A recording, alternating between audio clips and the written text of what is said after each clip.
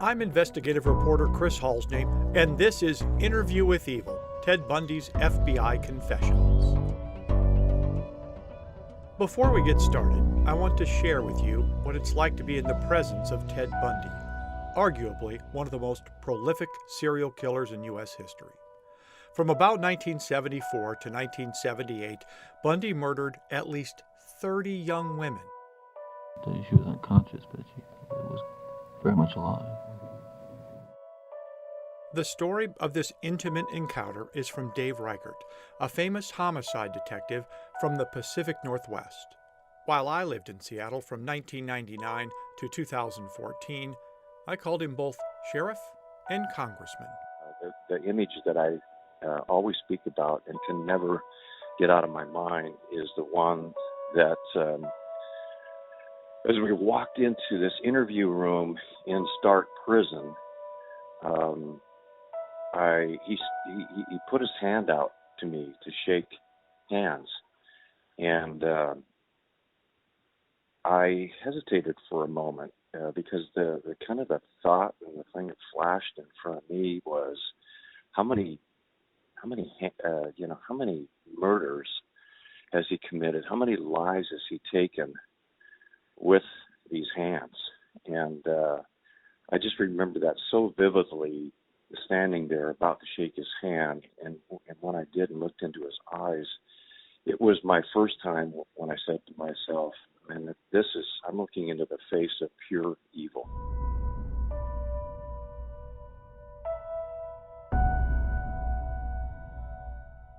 Bundy's legion of fans has called him smart, handsome, even innocent or falsely accused. But pure evil? Those two words are the ones that most succinctly and effectively describe Bundy's personality. I'm not mistaken that August 74 date refers to a young woman out of the southwestern part of the state who disappeared and was found in the past somewhere. So far, this podcast series has been focused on rare recordings made only a few days before serial killer Ted Bundy was executed in January of 1989. After years of denial, he finally admits to the kidnapping, rape, and mutilation of corpses. I had a metal toolkit in the front of the trunk, such as it is in the Volkswagen. And it had everything in there. I mean, all the tools you need to repair a Volkswagen, just like any toolkit, metric stuff. And in there was a hacksaw.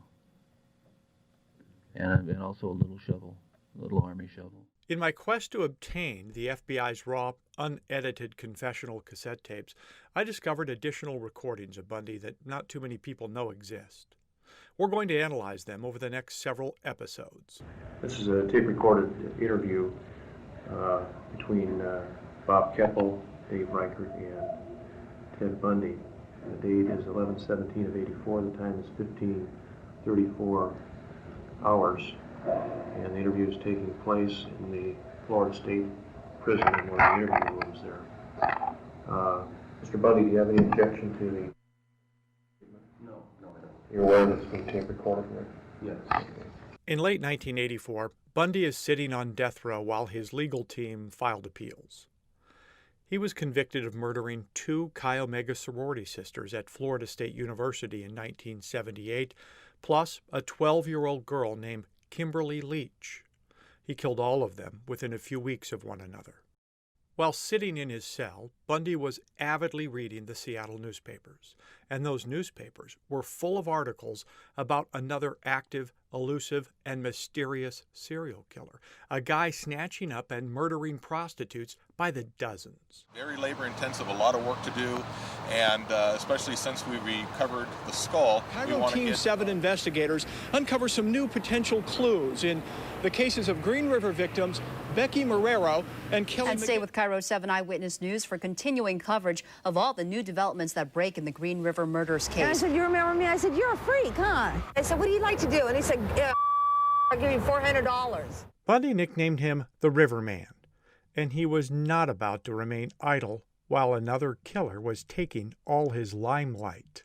Bundy actually reached out to police in King County. He started writing letters to the Homicide Task Force offering to help profile the other killer. It's kind of fascinating watching some of this unfold, assuming they're all related, and I would say that there's a good chance, I mean, obviously, they're closely related. And so I sat down, I started making notes.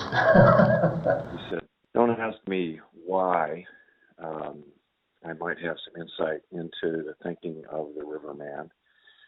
Just know that I might be able to help you understand the Riverman a little bit. Reichert, a member of that special unit, believes Bundy acted out of jealousy. I saw a guy that wanted back in the limelight. I think that's the main reason that he called and wanted to talk to us, is that he saw that Ridgway was, well, as he called him, because we didn't know it was Ridgway then, he saw that the Riverman was getting a lot of press and that his body count was increasing rapidly, and it could surpass him, and therefore, result in him not being the most prolific, vicious, monstrous killer in the history of this country, but that the Riverman might soon become that and have that title.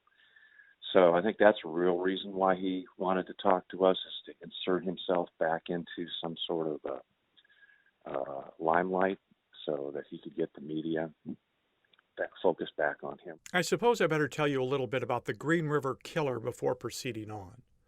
He started kidnapping and killing sex workers in the Seattle area in 1982 and wasn't caught until just after Thanksgiving 2001.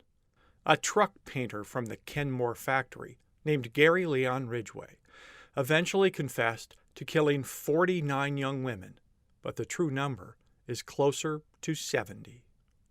After years working the case as a homicide detective, Reichert was sheriff when they finally nabbed Ridgway. And people have asked me, how did you make it through an investigation like that? It's so brutal, so horrific. You think about, I would never wish this experience that I went through and the rest of my team went through on any detective, to collect bodies, sometimes up to 5 to 7 bodies a week of little girls and young women in all states of decomposition, is a gruesome, mind-altering experience. You can't erase those visions from your mind. They stay with you for your entire life. This case has changed me and affected my family, and every detective that worked on this case who went through that for years. Imagine 19 years, and the most intense years were the first 9. And imagine this too with Bundy, and the pressure put on the detectives and going to bed each night and thinking about, well, how many people did he kill, in the last day or 2 days, and what are we missing so we can stop this, and going to bed every night thinking that someone else's life is going to be taken. One of those detectives Reichert is talking about is a guy named Bob Keppel. Keppel lost a lot of sleep trying to catch both the Green River Killer and Ted Bundy. In fact, he chased those 2 serial killers his entire homicide career. Keppel witnessed things only in nightmares every single week. He oversaw crime scenes where detectives dug up the homemade graves of dozens of murdered young women. And he knew more about Ted Bundy and Gary Ridgway than anyone. Bob's health has prevented him from speaking for himself during this podcast. I just, really am so respectful of Bob and the effort that he put forth, and the talents that that man has as far as being this critical, tenacious, detailed investigator, and so dedicated. And it was an honor. Bob and I made a good team. He's more the precise interviewer, nailing down exact facts and figures that he knew about Bundy and some of the cases that he had worked on in the 70s. And then I'm more of the personal connection to connect with and make him feel comfortable. So Bob is the technician, and I was sort of like the one who, put my arm around him and tried to get a little bit close to him. But, he's a crafty guy, Mr. Bundy. So in November of 1984, Reichert and Keppel accepted Bundy's invitation to help them catch the Riverman. You need to change out your cuffs.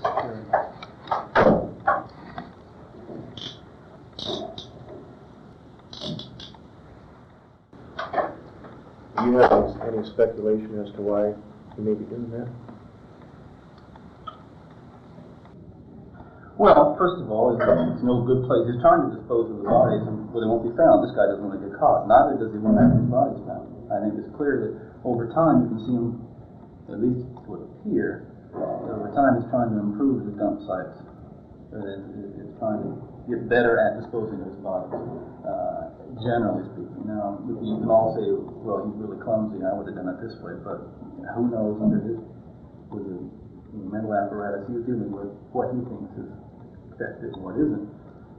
But I think as far as the downtown Seattle goes, there's obviously no close by place to dump them. Pacific Highway South has got all this stuff within a short driving distance.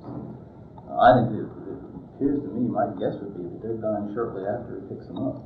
Another reminder goes here, with an apology. These recordings were made on cassette tapes 35 years ago, and I'm told stored for a while in a metal filing cabinet in the bullpen of the homicide unit in King County, Washington. They were later moved to cardboard boxes and evidence storage. The quality is not the greatest, but we've done what we can to boost the audio and clear things up. And I'm not saying he stopped, like you said, there's no guarantee he stopped, but he's gotten a lot smarter somehow. Something has changed around October of '83, because he may not have moved. He may not have been struck by lightning. Do you think it's possible that this guy could stop? No, well, unless he got, unless he was born again and got filled with the Holy Spirit in a very real way. He's either moved, he's either dead, or he's either doing something very different. And my feeling is, he could, there's no question in my mind, but if he's straightened up, changed his victim class just a little to deal with runaways generally rather than prostitutes specifically, broadened out a little bit more just to deal with runaways and delinquents, was more careful in the way he disposed of their bodies, there's no question that this will explain the kind of the apparent drop off. He did look nervous at times to me. I could see his carotid artery pumping away. He wasn't quite as confident as people described him. But he was playing a game. It was obvious. When we asked the questions that we were interested in getting answered, like, what do you think the Riverman might do? How did the Riverman start? What are some of the habits that the Riverman might have? We soon discovered and expected this when we went down there, that he didn't disappoint us as far as talking in the third person. Armed with maps of dump sites where the Green River Killer had scattered remains, Keppel and Reichert sat with Bundy for 2.5 days, and they had a couple of goals. First of all, Bundy hadn't really talked about his own crimes very much, so they wanted to listen to his analysis of the Riverman, and that might give them some new clues about unsolved murders related to Bundy. Could he feel like he's in competition with the task force, or with you, or Bob, or somebody, and want to play, or come out, or torment you in some way? I'm sure there are some guys like that, but I would hesitate to try to. I would hesitate to stereotype serial killers generally as being individuals who get off on that. Certainly, there's an amount of competition between this individual and the police. It's just got to be. But whether he really gets off on that, or whether in fact that's just sort of a benefit. He such an arrogant piece of work, that we might be able to get some sort of clue as to what he did here in Washington State. We didn't expect to get a confession, but some words that might lead us to believe that he might be describing some of his crimes up here in Washington State. Secondarily, here's a fact. Bundy understood how serial killers operated and got away with their crimes for extended periods of time. He was worth listening to. This guy's bright enough. He may not be a wizard, but he's bright enough to understand that you can't be approaching the same way every time. Because he knows, just like you know, that those areas are under heavy surveillance, even under the best of times. But he was going back there after the heat was on. I continually was amazed by this guy's balls. After all the victims he'd snatched from Pacific Highway South, it seemed they continued to disappear from there. My guess is he just blends into that. He may well be a familiar type character. He may feel so comfortable with these type of women and understand them so well, he knows how to manipulate them. My feeling was, even with what little I knew, the Ear Man was a part of the subculture that these women find themselves in. Now, I don't know that you can say there is a particular set of characteristics that characterize the subculture of prostitution, but I try to conceive it as a subculture that involves, drugs and runaways and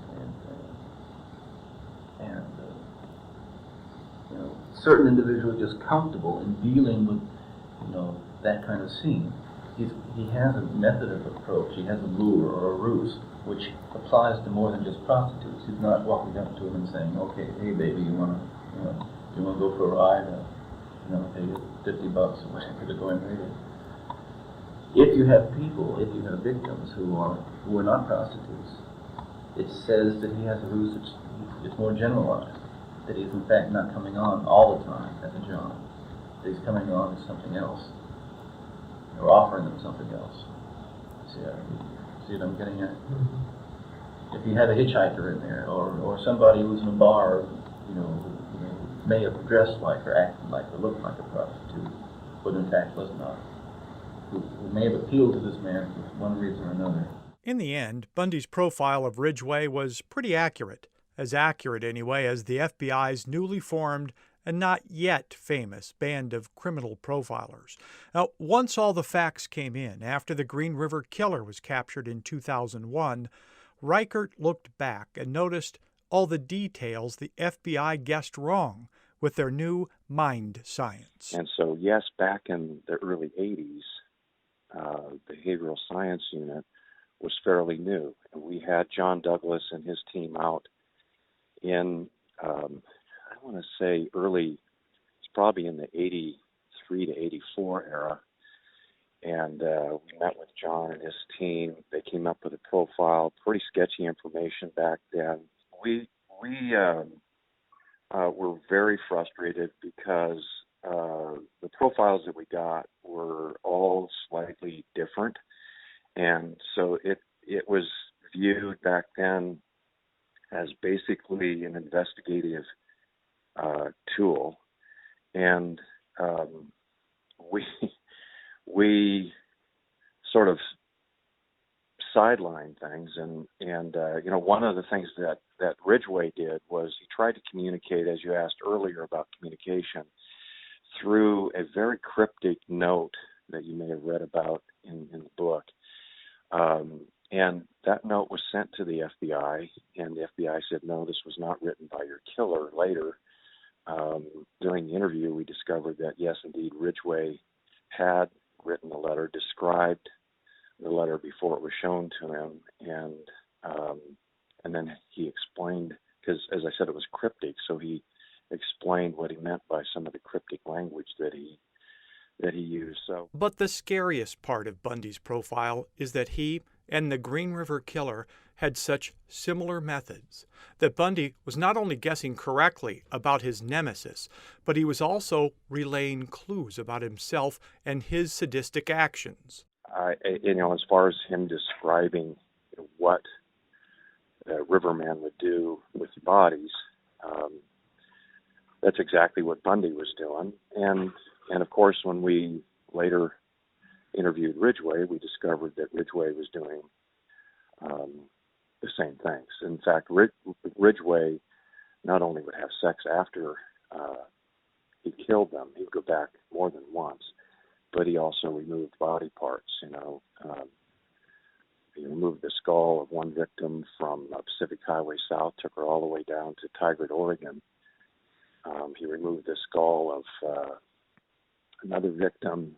I know the names, but I don't want to use those. But skull of another victim he brought up from a very steep embankment and placed the skull right next to a city limit sign in Washington, and to say, here's the body right here. Not only that, there were 5 other bodies at that location. So I think Bundy played those kinds of games, and Ridgway played those kinds of games. Only a small percentage of serial killers are also necrophiliacs, enjoy having sex with their dead victims.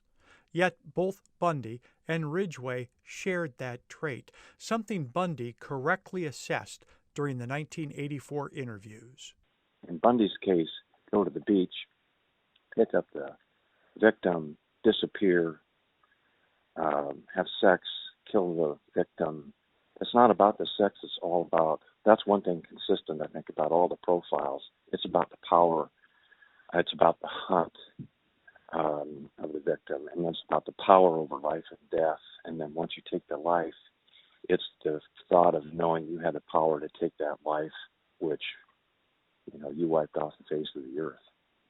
And that's hard for, so collecting body after body, once you catch the person and you get into these interviews, it's hard for a normal, so say, put quotes around normal human being, right, if there is a normal, to cope with and understand how a human being can be so callous as to just take somebody off the street, and your mission is to grab that person, kill that person, have sex before and after death. And in Ridgway's case, on the way to work, picked up a victim, had sex with her, killed her, put her in the back of his truck, drove her to work in the back of his pickup truck with a canopy on it, did 4 hours worth of work, punched out for lunch, got in the truck, drove to a dead-end street, had sex with the body, came back to work, finished out his shift, started to drive home, pulled off on a secluded road, had sex again with the dead body, and then buried her, drove home, had dinner with his wife and son. Whew. Intentional pause here. Let that sink in. Like Bundy, Gary Ridgway had no issues with necrophilia. Actually, let me correct myself. Ridgway did have one limitation. He told prosecutors he'd go kill another fresh girl whenever the maggots got too bad on his prior victim. It's hard to fathom these two degenerates came from the same city. Yeah, well, I'm not trying to convince you, Bob, that you should be interested in why if you're not. I think there are a lot of people who are. I know I am, and I think a lot of people are interested in why. People constantly come up to me, they said, will ask me, why? I mean, it baffles people, and I mean, they're not law enforcement folks, and I don't think you really mean that the why never caught anybody, because understanding the people you're after is sometimes 90% of finding them. Okay, that's what you're trying to do with the Green River guy, and more power to you. But I think why is important to a certain degree. I'm not saying we're going to make any tremendous breakthroughs here, that I'm some kind of different creature. But I think I have the ability to articulate what was going on inside me a lot better than a lot of other people. I want to give you a couple of good examples of what Reichert is talking about when he says Bundy was speaking in the third person during the 1984 interview. In essence, whenever Bundy talked about how the Riverman might think or act, he was, in reality, speaking about himself. This is Bundy in 1984, talking about how the Riverman might get rid of evidence. The second thing that he might be doing is simply throwing the shit out the window of the car as he's driving along. That might sound a little bit weird. That's one way to do it. Sound familiar? That's what Bundy said 5 years later, just before his execution, after admitting to killing Georgianne Hawkins. The crutches, the rope, the clothes, just tossing them out the window. I was in a sheer state of panic. And here's Bundy again in 1984, guessing how the Riverman might be using fire to get rid of evidence. I guess there are any number of ways to dispose of the clothing. He could be burying it. He could be burning it at home if he has a fireplace or a burning barrel. He might not.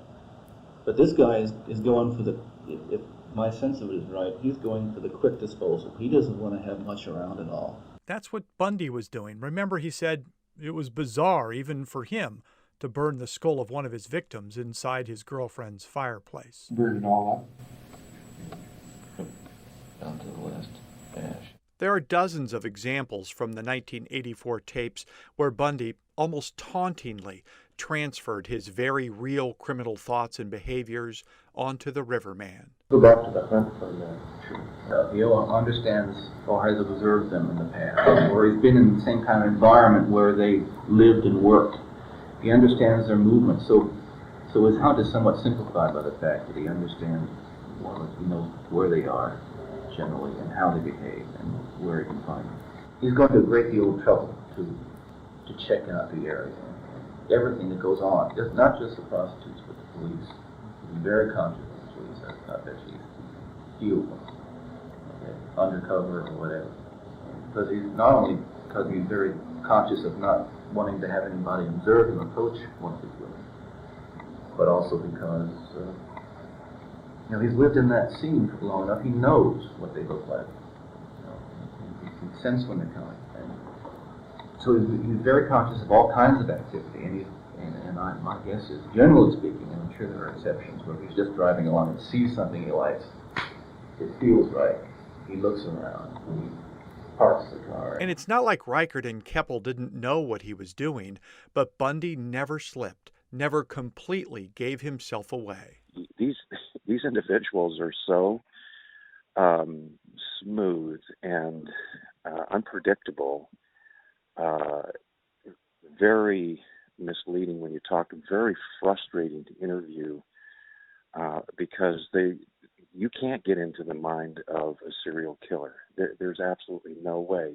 Bundy, I think there was an attempt there, whether it was legitimately, for the purpose of helping us. Of course, we know that's not true.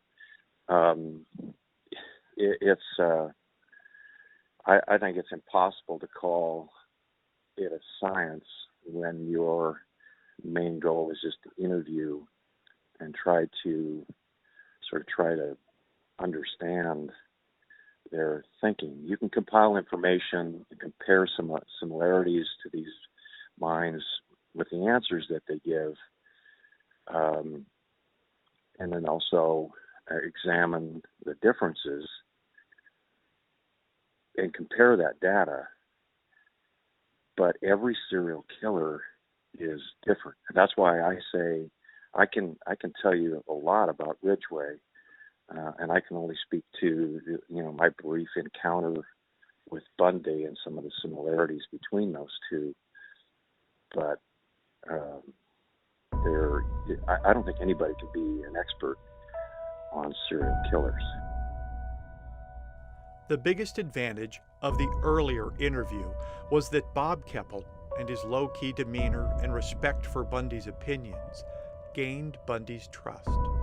And when Bundy knew he was down to the last days of his life, it was Keppel he invited into the room for his true deathbed confessions.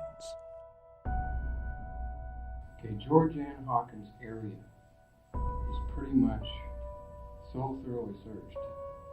I mean, that was the first one, and we went for miles all over our hands and knees. We found a lot of bones, but, by the time we got, the only thing we have of her, or had of her, for medical examiners lost bones. They lost them. Were one femur bone. We ended up with 5 femur bones. That's all we had. The Hawkins girl's head was severed and taken up the road about 25 to 50 yards and buried in a location about 10 yards west of the road on a rocky hillside. That's it makes the hair on your arm and your neck go up, and you just go, how in the world can anybody be so twisted? How do they get this way? Reichert is now working with the State Department and the University of North Texas on a DNA database project aimed at stopping human trafficking in Central America. It's not a job for the faint of heart, but he says it is rewarding and important, not unlike chasing Ted Bundy and working on the Green River Killer Task Force. Before we get going, I have to share something really cool that's happening with these raw recordings. They will be embedded inside an immersive true crime experience. A group of augmented reality designers are launching a new app called Crime Door this week. It'll feature the Georgianne Hawkins case. Here's how Crime Door works. Download the app from Google Play or the Apple App Store. Then you can literally walk into the kidnapping crime scene on your phone or iPad. And it's not only that you get to look around in every direction, but you can move through the scene. You can look inside Bundy's Volkswagen Bug, which is modified to help him hide a body. You are right there with Bundy while he's holding his deadly crowbar over one of his first victims. Part of this experience is allowing you to review key pieces of evidence as well, like the handcuffs Bundy used to keep his victims from biting back if they woke up. Hear Bundy describing in vivid detail exactly how he lured Hawkins to his VW Bug in that dark dirt parking lot near the University of Washington. These AR creators are profiling all sorts of unsolved murders to raise awareness, help law enforcement, and promote amateur detective work. Catching killers in cold case crimes is the ultimate goal, no matter how many years the crimes have gone unsolved. Download Crime Door today. Coming up on our next segment of Interview with Evil, a secret trove of Ted Bundy investigation recordings, locked up for years until we asked to hear them. This is Dr. Wayne speaking. This is April 2nd, 1975. In my office I have Dave Sargent, who will be a subject for some hypnotic exploration. So our Bundy files currently are in our vault, which, it has a little bit more security because it requires an additional key to get into. Everybody who works here, so all of the staff members, including myself, have undergone the criminal justice level background investigations, so fingerprints, the whole 9 yards, and that's a requirement to work here because we do have restricted records that aren't available to the general public. How a hypnotist and a pair of psychics crossed lives with Ted Bundy in the frantic hunt to catch the serial killer. To download exclusive content, more raw, unredacted recordings of Ted Bundy admitting to various crimes, please visit the Interview with Evil Patreon account.